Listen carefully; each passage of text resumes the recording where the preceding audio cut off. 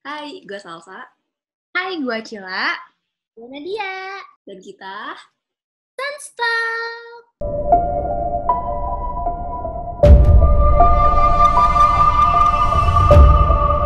Welcome back to our YouTube channel. Buat kalian yang baru nonton video kita kali ini, welcome. Jangan lupa di subscribe dan jangan lupa juga buat nyalain tombol loncengnya, oke? Oke, jadi di video kali ini kita mau membahas horor lagi. Dan kita akan membahas tentang sebuah gedung yang bisa dibilang ya horor, emang horor gitu, karena emang udah lama juga gedung ini tuh nggak kepake, dan posisi si gedung ini tuh ada di lingkungan perkantoran gitu, jadi bener-bener dia tuh kosong gitu loh sendiri. Jadi yang mau kita bahas itu adalah Menara Saidah. Mungkin beberapa dari kalian juga udah nggak asing lagi sama gedung ini, karena emang udah terkenal horornya juga sih sebenarnya. Jadi ya sekarang kita langsung lanjut aja ke ceritanya. Ya, jadi guys, ini suasananya habis kita ubah jadi kayak gini karena kita mau ngebahas horor, jadi biar lebih dapet aja gitu loh horornya. Yaudah, kita langsung lanjut aja ke ceritanya. Jadi, seperti yang kita tahu, si Menara Saidah ini terletak di Jalan MC Haryono atau di Jalan Gatot Subroto yang merupakan daerah perkantoran di Jakarta. Sebelum dikenal dengan nama Menara Saidah, awalnya tuh nama gedung ini adalah Gedung Grasindo. Nah, kenapa dinamain Menara Saidah? Ini tuh diambil dari nama pemiliknya yang namanya adalah Saidah Abu Bakar Ibrahim. Jadi gedung ini tuh mulai dibangun tahun 1995 sampai 1998, tahun di mana terjadi pergantian rezim dari Orde Baru yang selama 32 tahun dipimpin sama Presiden Soeharto, menuju era reformasi dan sempat memicu kerusuhan di Jakarta pada periode itu. Nah, setelah ganti nama menjadi Menara Saidah, dilakukan renovasi besar-besaran yang awalnya cuma 15 lantai, diubah, ditinggiin jadi 28 lantai. Akhirnya nih, tahun 2001, gedung ini diresmikan dan mulai digunakan sebagai gedung perkantoran. Nah, Kementerian Percepatan Pembangunan Kawasan Timur Indonesia pernah menyewa salah satu bagian dari Menara Saidah ini untuk dijadikan kantornya, kalau nggak salah tuh di lantai 18. Jadi Menara Saidah ini terakhir dimiliki oleh Fahmi Darmawansyah yang merupakan anak bungsu dari Nyonya Saidah, sekaligus suami dari artis Inneke Koesherawati. Namun saat ini sayangnya Fahmi sendiri berada di penjara di Sukamiskin, Bandung, Jawa Barat. Nah, hal tersebut terjadi karena Fahmi ini terjerat kasus korupsi Bakamla atau Badan Keamanan Laut gitu guys. Fakta-fakta tentang si Menara Saidah ini, yang pertama adalah kontraktor yang membangun si Menara Saidah atau yang sebelumnya bernama Gedung Grasindo ini adalah si PT Hutama Karya. Nah, gedung yang memiliki 28 lantai ini adalah gedung pertama yang tinggi yang mereka bangun gitu. PT Hutama Karya ini juga sering disangkut pautkan sama Hutomo Mandala Putra atau yang biasa kita kenal dengan nama Tommy Soeharto, putra bungsu dari Soeharto. Gedung ini sendiri bisa dibilang unik karena arsitekturnya tuh cukup unik. Dikutip dari situs resminya PT Hutama Karya, patung-patung bernuansa Romawi itu tuh langsung diimpor dari Italia. Nah, mewahnya lagi, rancang bangun gedung tersebut menggunakan sentuhan Las Vegas dengan langit-langit di bagian lobinya tuh bisa diganti-ganti. Tapi sayangnya di tahun 2007, Menara Saidah ini terpaksa ditutup karena pondasi gedung yang dibilang kurang tegak, bahkan miring beberapa derajat, yang bisa membahayakan keselamatan dari penghuni gedung tersebut, juga keselamatan dari yang berada di lingkungan gedung tersebut, sebelah-sebelahnya gitu guys. Bahkan tuh bisa dikatakan kalau miringnya Menara Saidah ini termasuk kegagalan pembangunan. Diduga hal ini terjadi karena ada keteledoran pada saat pembangunan. Nah, setelah ditutup, sebenarnya banyak banget yang mau nyewa gedung ini. Salah satunya adalah Universitas Satyagama. Tapi nggak ada yang mencapai kata sepakat karena pemilik gedung tuh nggak pernah mau untuk nunjukin struktur gedung ini, padahal itu adalah sesuatu hal yang penting sebelum orang mau nyewa gedung gitu kan. Konstruksi pembangunan gedung ini sebenarnya kan udah bermasalah dari awal tuh. Tapi sampai tahun 2007 ditutup, salah satu dampaknya yang terjadi adalah PHK. Tapi sampai tahun 2012, pihak pemilik atau suku dinas pengawasan dan penertiban bangunan atau P2B nggak ada yang kasih penjelasan. Jadi itu ya udah aja PHK sepihak tanpa ada penjelasan kenapa dan lain sebagainya dari pihak pemilik itu tersendiri gitu. Nah, akhirnya si gedung ini setelah ditutup kan jadi terbengkalai itu. Kabarnya dulu sebelum Menara Saida ini dibangun, tanahnya tuh dipakai sebagai tempat pemakaman umum. Ya, jadi intinya Menara Saida ini tuh berdiri di atas tanah bekas kuburan gitu. Kabarnya karena dia bekas kuburan, jadi banyak laporan dari pegawai yang dulu bekerja di Menara Saida kalau para pekerja tuh mendapat banyak gangguan banget. Yang paling fenomenal adalah si perempuan berbaju merah. Terus dari beberapa orang yang bekerja di sekitaran Menara Saida atau bahkan orang-orang yang lewat, katanya kadang lampu di beberapa lantai suka nyala. Padahal kan dari tahun 2007 itu udah tutup gitu. Harusnya udah nggak ada listrik yang ngalir kan. Tapi ini tuh masih ada lampu yang nyala. Terus biasanya ada sekelebat putih di lantai yang lampunya nyala itu. Terus ya udah habis sekelebat putih itu lewat, ya udah lampunya mati lagi gitu.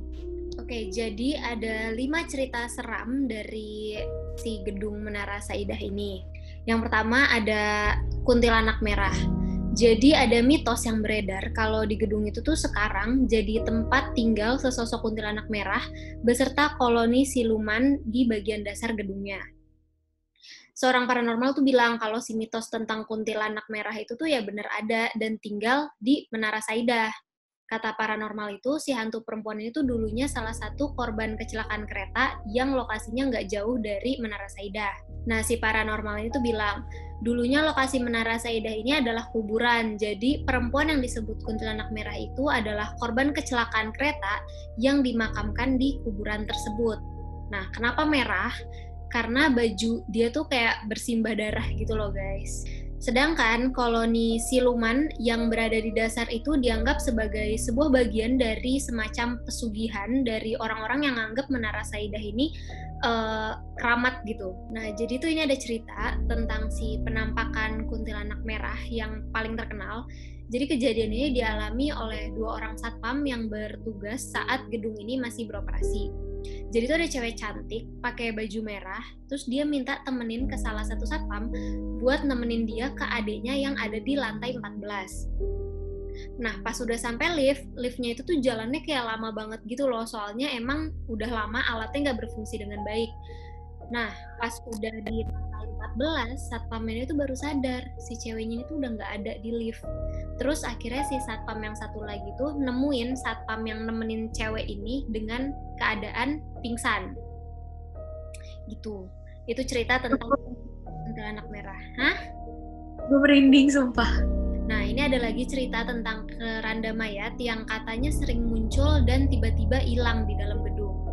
Nah, kejadian itu dialami oleh satu grup remaja yang datang ke Menara Saidah buat uji nyali gitu.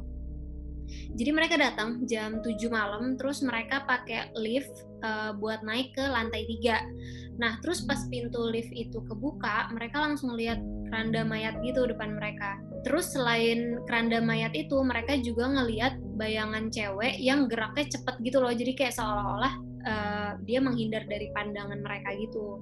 Nah, balik lagi ke lift, jadi Menara Saidah ini kan emang dikenal itu punya lift yang jalannya lama. Walaupun udah dibenerin beberapa kali, liftnya tuh tetap gitu, lambat gitu loh jalannya. Nah, mitosnya lambatnya gerakan lift ini disebabkan oleh makhluk halus yang nungguin di lift itu. Gitu.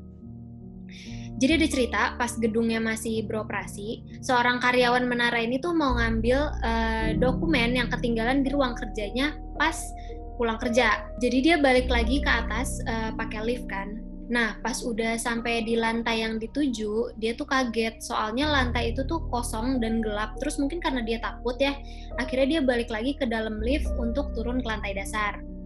Nah, tapi tuh pas dia udah tekan tombol liftnya, pintunya tuh nggak mau nutup gitu loh. Dan malah si lampu liftnya itu jadi ngeredup gitu. Nah, akhirnya dia tuh turun pakai tangga darurat. Nah, seremnya tuh tiap dia sampai di satu lantai gitu, maksudnya setiap turun satu lantai gitu, liftnya juga nyampe di lantai yang sama dia dengan kondisi pintunya tuh kebuka gitu. Next, ada cerita tentang kelelawar.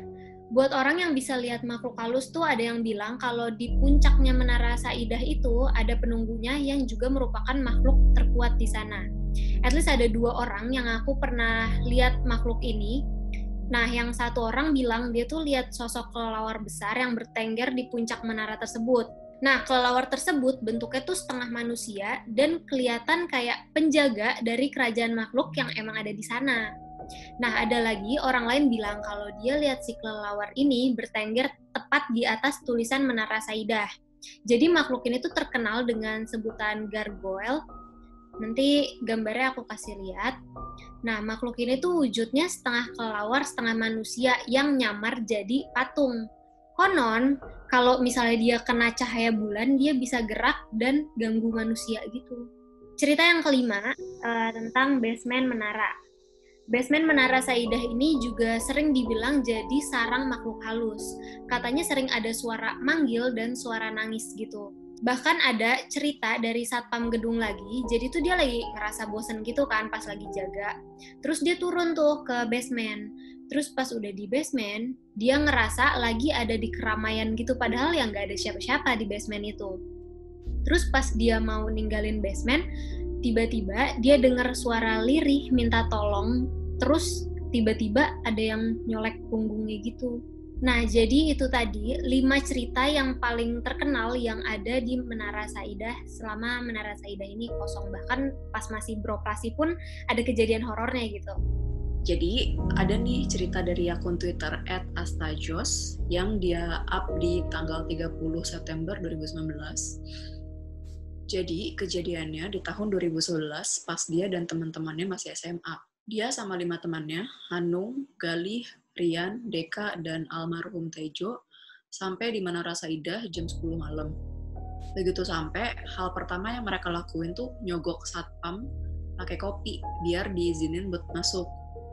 Nah, mereka berenam langsung ke basement. Mitosnya, kalau jumlahnya genap, nggak bakal ada apa-apa.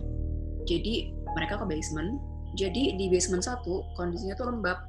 Dan Deka nih sibuk foto-foto pakai flash di kamera dia. Terus mereka turun ke basement 2. Nah, di sini nih hawanya makin lembab dan makin menekan gitu. Makin horor lah gitu. Terus center HP mereka tuh tiba-tiba mati satu-satu. Nah, si Astajos ini ngerasa aneh karena kayak nggak mungkin gitu HP mereka ngeribut di waktu yang bersamaan. Jadi waktu itu tuh HP-nya masih pada BlackBerry. Kalau misalnya kalian tahu, BlackBerry tuh kalau ribut tuh lama loadingnya tuh. Selagi mereka nunggu HP-nya selesai ngeribut, mereka nunggu di musola basement 2. Nah terus di situ si Astajos ini nemu jejak kaki di dalam musola dan jejak itu masih baru. Bentuknya tuh gede banget sampai dia tuh kayak lumayan ngeri gitu. Padahal dia aslinya sebenarnya skeptis atau nggak percaya lah sama hal-hal yang berbau mistis gini. Nah terus mereka turun lagi tuh ke basement 3. Nah di situ hawanya lebih lembab lagi dan agak-agak bau bangke. Tapi dia masih mikir mungkin ini bangke tikus atau kucing atau binatang lainnya. Tapi tuh di basement 3 tuh becek banget sampai airnya tuh menggenang sampai ke tumit kaki mereka. Akhirnya mereka ya udah naik lagi. Nah, terus di basement 2 ini mereka sempat ketemu sama kumpulan pekerja lagi tidur di bawah lampu kuning. Terus pas sudah di lantai dasar nih, mereka kan ketemu kan sama satpamnya. Hanung nih nanya ke satpam, "Pak, itu ada kuli di bawah lagi tidur ya?" Terus si satpamnya bilang, "Hah, boro-boro kuli, listrik aja cuma sampai pos satpam." Nah, mereka bingung. Jadi yang mereka lihat siapa dong? Terus akhirnya mereka istirahat gitu kan, sambil ngopi sama ngudut gitulah, ngerokok. Terus sekalian ngobrolin gitu, kenapa gedung ini tuh kosong. Nah, kalau nggak salah, si satpamnya tuh bilang, gedung itu nggak ada yang mau nyewa karena katanya miring kan. Tapi pemiliknya nggak mau jual, jadi yaudah terbengkalai aja gitu. Akhirnya mereka coba buat muterin gedung itu.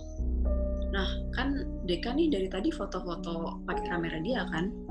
Terus pas dilihat hasilnya tuh di kameranya, banyak banget orbs dari foto-foto tadi. Gitu. Nah, terus mereka bosen kan di halaman doang tuh. Pengen masuk, tapi pintunya dikunci. Nah, terus salah satu dari mereka tuh ngelempar batu dong ke si pintu kaca itu sampai pecah. Tapi satpamnya ngebiarin gitu aja sih, kayak nggak peduli gitu. Yaudah, akhirnya mereka berenam masuk. Jadi tuh si lobi utamanya tuh bentuknya setengah lingkaran dan di tengah-tengahnya ada air mancur. Nah, terus si Astajos ini duduk sambil ngerokok di air mancur itu sama Hanung. Tejo asik mainan kursi dan yang lainnya sibuk muter-muterin ruangan. Tiba-tiba Tejo teriak, "Woi, ini kursi gua, woi." Tuh. Dan dia tuh tarik-tarikan kursi gitu sama angin. Terus pas dia lepas, kursinya kelempar lumayan jauh. Nah, si Astajos sudah mulai merinding nih kan, tapi masih mikirnya, si Tejo bohongan gitu. Nah, terus mereka ke kamar mandi laki-laki tuh. Jadi kamar mandi laki-lakinya tuh posisinya di sebelah kiri dari pintu lobi. Terus di situ tuh ada lubang segede orang di dinding. Tapi dalamnya ternyata cuma sistem pipa gedung. Cuman ya heran aja kenapa ada lubang segede orang gitu di dinding gitu.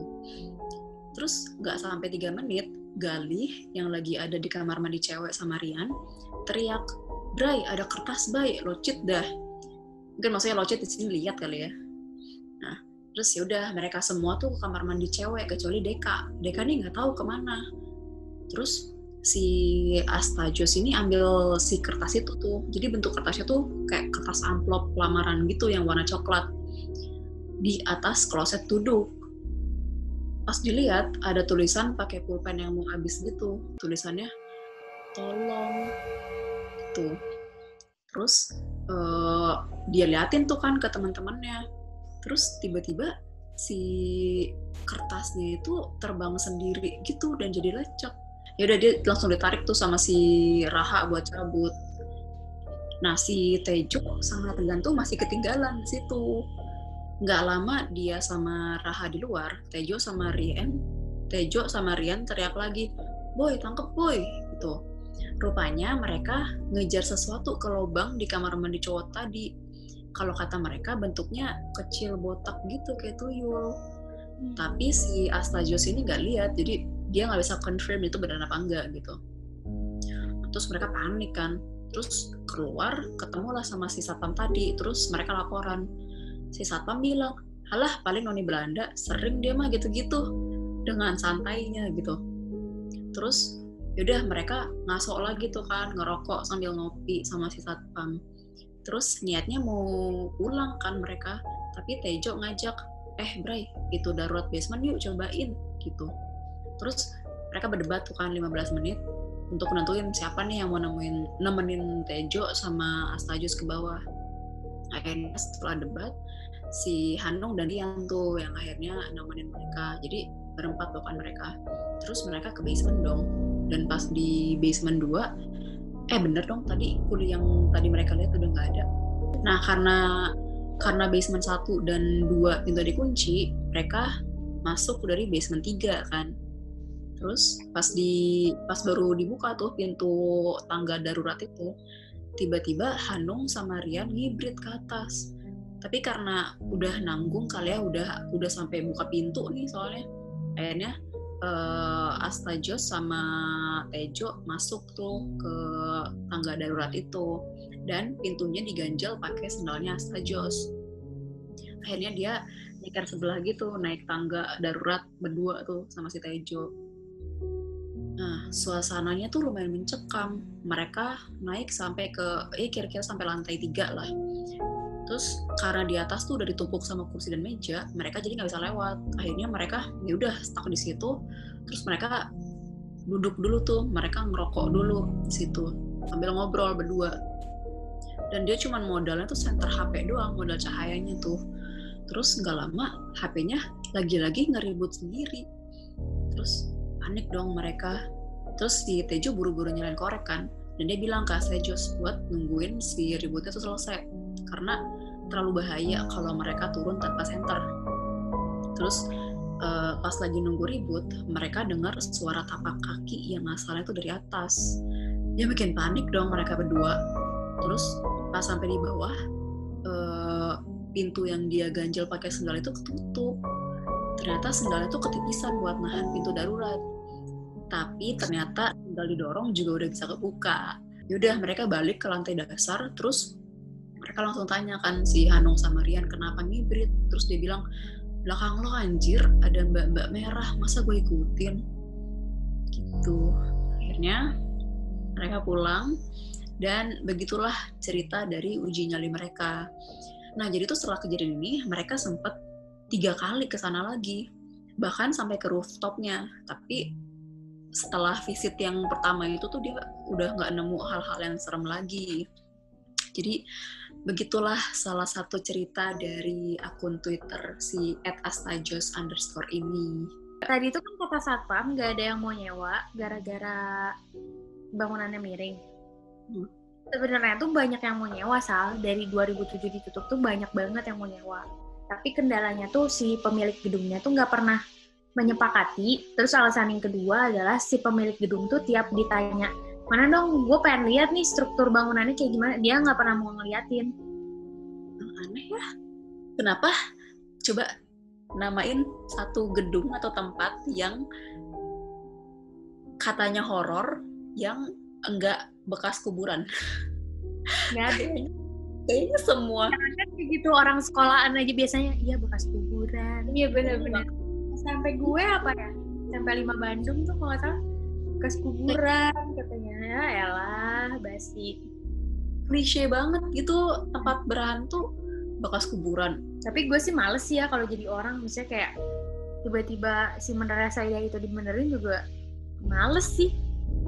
Ya mikir-mikir juga sih pasti, selain horornya, terus kan rumor yang tentang miringnya itu juga pasti kan orang jadi takut. Kecuali bener-bener menurut gue ya kalau dibenerin juga itu malah menambah parah nggak sih? Kalau menurut gue mendingan rubuhin dulu. Kalau benerin ya emang harus dirubuhin kan? Kalau menurut gue kalau emang bener penting ya nambal gitu mah sama aja, lebih bisa aja tiba-tiba lagi dibenerin tiba-tiba ambruk gitu kan lebih serem juga.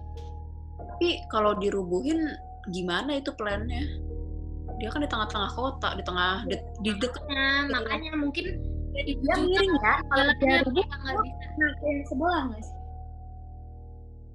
Enggak, sebenarnya bisa sih kalau ngerubuhin tuh dia bek gitu. Cuman kan kayak pasti, dari bawah udah dibomber gitu, dari bawah jadi dia rontok ke bawah gitu. Enggak begini. Cuman kan tetap aja pasti ngefek ke itu tuh pinggir tol jalan layang gitu kan. Iya. Mungkin lewat alasan itu nggak diapa-apain, nggak diotak-atik juga gara-gara itu kali, mikir sekitarannya itu gitu. Iya, kalau di tengah-tengah. By the way, tapi gue sempat nyari-nyari juga dan nemu orang-orang sebenarnya pada banyak yang kesana, yang kayak uji nyali gitulah. Tapi iya, banyak juga yang nggak nemu apa-apa, even sampai ke rooftop juga. Gue nemu tadi ada orang yang ada fotonya lagi sunset di rooftop Menara Saida. Ya gila, sunset banget. Maghrib kan lagi waktunya banyak. Ya gue bilang biasanya tuh mungkin si orang yang datang memang gak sensitif gitu kan juga. Setahu gue juga kan PR buat mereka kalau misalnya mereka harus ngeluarin tenaga buat ngeliatin ke orang yang gak sensitif. Gitu. Sedangkan kalau misalnya ke orang-orang yang peka, kan mereka cuma gak sengaja lewat doang gitu loh. Bukan mereka sengaja untuk ngeliatin gitu loh. Paham gak maksud gue? Gitu. Oke guys, jadi itu tadi obrolan-obrolan dan cerita tentang Menara Saida. Semoga kalian suka sama video horor kita dengan nuansa yang kayak gini. Agak takut gue sebenarnya. Iya dong, komen dong. Kalian lebih suka kalau kita bikin videonya terang atau misalnya kalian lebih seneng kayak kita bikin videonya agak gelap-gelapan dikit. Remang-remang gitu ya, remang-remang.